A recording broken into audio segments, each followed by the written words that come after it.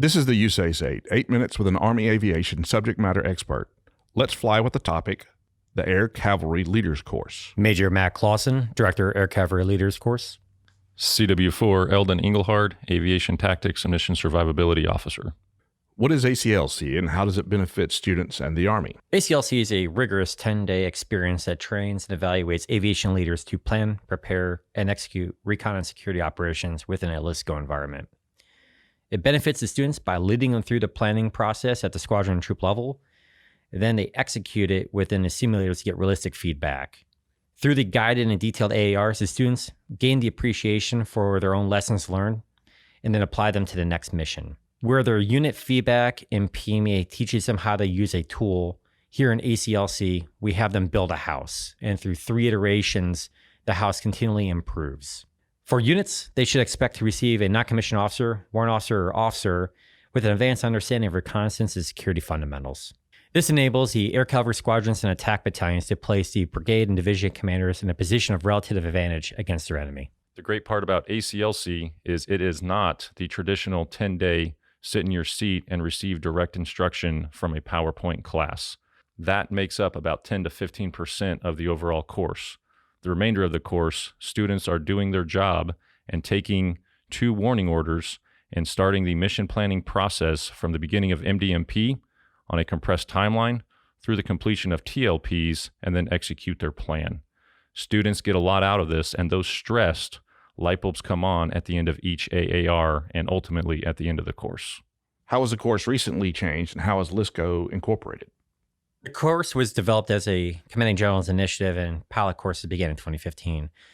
From inception until now, the course was always focused on a LSCO type environment. Our foundational doctrine is reconnaissance security operations, opposing force tactics, IPB manual, and the WAG.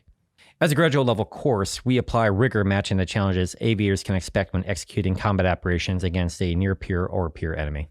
ACLC prides itself on being the vanguard for the implementation of new doctrine. ACLC was the first POI at USAACE to digest and employ the 2020 changes to Army doctrine, specifically the FM 3-04 and ATP 304.1. Recent and noticeable doctrine that has brought about change is the new IPB manual, fire support for our field artillery operations, and most recently, collection management. By taking time to digest and incorporate this doctrine into our POI, we ensure students are receiving the most up-to-date LSCO-oriented teaching available.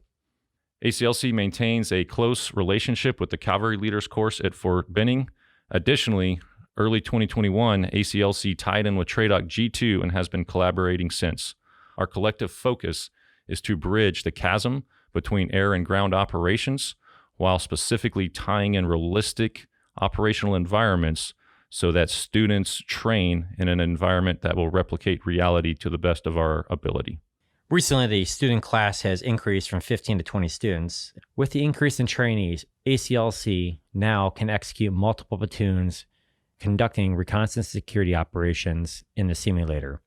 They do this through MUM-T, through 8 Apaches, and 3 RQ-7 Shadows, all while being battle-tracked in the main CP. ACLC cadre perform backside duties as the ground force, fires, and sustaining operations. Creating a realistic training environment, students are stressed and appreciate the challenges with the processing, exploitation, and dissemination of information, which is critical to answering PIR and ultimately allowing the ground force commander to make timely decisions to achieve that position of relative advantage against the enemy. How does ACLC fit into the Aviation Tactics Transformation Initiative? ACLC was one of the first, if not the first PME courses to be completely oriented on LSCO. Since the inception in 2015, we have implemented and shared our course materials with AWS, the new restructure to AWOAC, AVCCC, NCOA, the Master Gunners course, SEED, and most recently, DARTS, which is the Deep Autonomous Reconnaissance and Targeting Sensors as part of the Future Vertical Lift. What are the expectations of students? Some expectations for students are a preparation through the thorough pre-course reading and online Blackboard test. We execute long training days. This is not to scare students away, but to provide some expectation management. In training, CTCs, and in combat, there's an expectation that you have to get it right. We train to a standard, not to a time or a close of business day. We want our students to understand what the squadron and troop end states should look like as a mental model for themselves going forward and what to expect from their own chains of command. Students should understand that we focus on MUM-T and combined arms maneuver. We teach and train UAS operators and rotor wing pilots to act as a team in order to support the ground force commander at the brigade and division. To us, these are not buzzwords, but a critical way of executing operations. Lastly, we want a positive mental attitude. With the pace, long days, and stressors of the class, we want those who could dig out the so whats of why this is important. Professionals never stop learning, and even we as cadre learn every session. Is this course just for aviators, and how can someone apply? Not at all. We are found in ATARs by searching for Air Cavalry Leaders. Outside of Army aviators, we have had armor, infantry, field artillery, and military intelligence branch leaders attend. Within Army aviation, we've had all airframes and unmanned platforms attend. While we're programmed to first support the air cavalry squadrons and attack battalions, the lessons learned through thorough mission analysis apply to all aviators and Army branches. The end of course survey results quantify what we instruct as challenging, value added, and the overall rating are as exceptional. Qualitatively, I've always benefited from those who have attended the course as a field grade officer, as an S3 or XO. USAACE provides the funding for the lodging, meals, and the course. For the relatively low cost and TDY funds and 2 weeks of time, the unit leadership gains a high-quality product within their organization. Lastly, sending your soldiers to the course is worth the time and investment. We equate ACLC to a 2-week field exercise, capitalizing on all the time with us that is available. They will be busy. Your returning soldier, after just 2 weeks of minimal travel costs, will be better equipped to plan, lead, and train others within your formation at levels not yet realized. We have 5 more classes remaining for fiscal year 22.